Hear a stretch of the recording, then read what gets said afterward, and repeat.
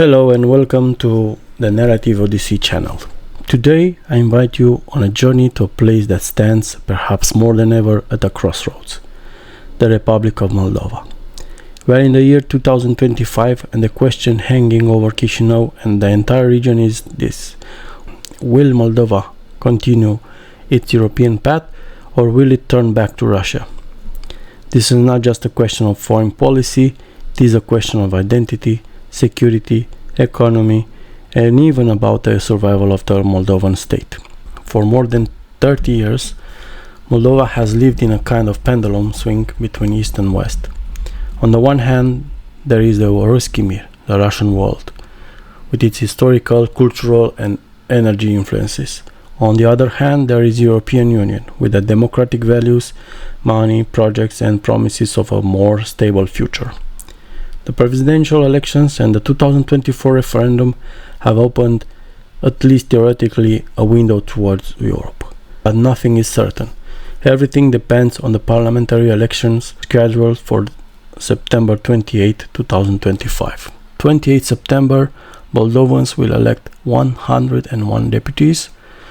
The stakes are huge, because the composition of the new parliamentary will determine whether Moldova continues European integration or is once again drawn into Moscow's orbit. There are 25 parties and independent candidates on the ballot, but the spotlight is on a few blocs and political forces: PAS, the Alternative Bloc, and the Patriotic Bloc. PAS, the Party of Action and Solidarity, is currently in power and represents the main pro-European force. The Alternative Bloc is a centralist alliance led by figures like Ioan Ceban, former Prime Minister Ion Chicu, and Alexander Stoianoglu. They declare themselves pro-European, but they criticize PAS and aim to attract the voters of the discontented. The Patriotic Bloc is a strongly pro-Russian alliance led by Igor Dodon, bringing together socialists, communists, and other satellite parties. Polls, as always, suggest suspense. In an August survey, PAS was at around 30-40%, Dodon's bloc at about 30%, the Alternative Bloc 11%, and Renato Usatăi, our party, near 9%. Another poll, conducted in September by the International Republican Institute and consulted by Deschide.md, shows PAS at 39% among decided voters, while Patriotic Bloc, made up of PSRM, PCRM, Heart of Moldova and Future of Moldova, stood at 22%. Yet, as we all know, polls in Moldova must always be taken with caution. Moscow cannot open a direct military front in Moldova.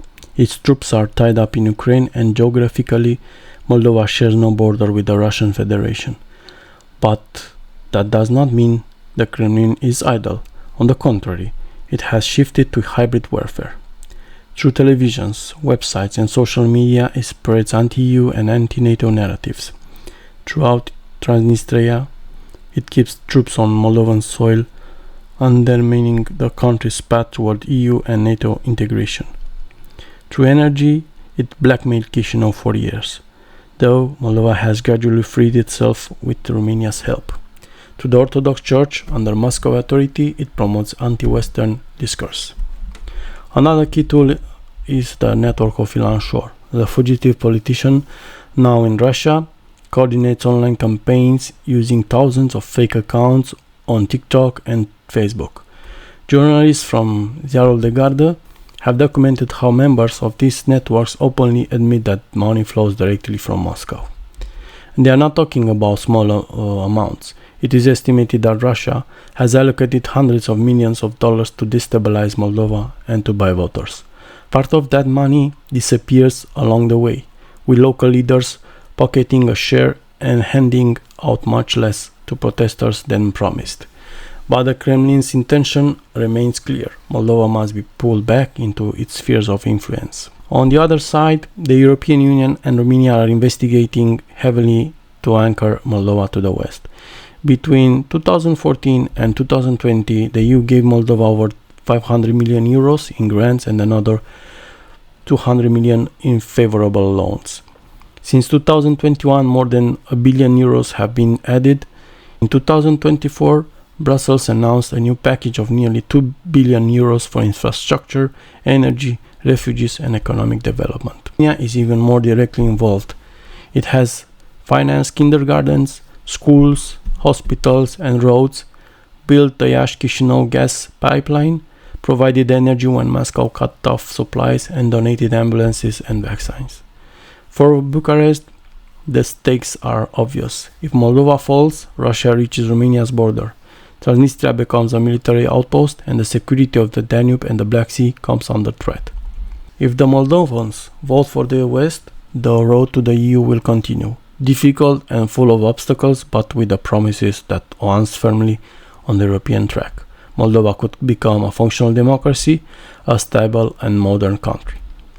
If, however, pro-Russian forces win in 2025, the risk is enormous. Moldova could be used as a platform for new attacks against Ukraine and as an outpost against Romania and NATO. In this sense, September 28, 2025 is not just another election date. It is a moment that could decide Moldova's future for an entire generation. The European path is not perfect, nor is guaranteed, but as the experience of the Baltic states and the Balkans shows, integration into the European Union can transform a society, bring investment, stability, and a more predictable future. By contrast, Russia offers Moldova only promises, energy blackmail, propaganda, an authoritarian model that most citizens no longer want. Today, Maia Sandu and the PAS party still manage to keep the country on a pro-European course, but the future depends on the people's vote. Moldova is once again at a crossroads. If you enjoyed this analysis, don't forget to like, subscribe to the channel and ring the bell. See you in the next episode of Narrative Odyssey.